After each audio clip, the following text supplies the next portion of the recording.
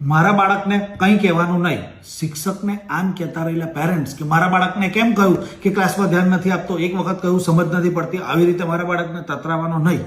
આવી રીતની શિક્ષક સમક્ષ માંગણી કરનાર પેરેન્ટ્સ એ વાતને ભૂલી જાય છે કે શિક્ષક એ તમારા બાળકને ઘડે છે માટે જ વળે છે. જો તમારે તમારા બાળકનું ઘડતર કરવું હશે ને તો તેને રમવા બાબતમાં, મસ્તી કરવા બાબતમાં, ભણવા બાબતમાં, મોબાઈલ બાબતમાં, વહેલા ઉઠવા બાબતમાં, બધી જ બાબતોની ભીતર જે એના મૂળભૂત રમતિયાળ સ્વભાવની વિપરીત હશે તો તેને કડક શબ્દોમાં વાત કરવી પણ પડી શકે છે. બધી જ જગ્યાએ સમજણની અપેક્ષાઓ કેમ રાખી શકાય?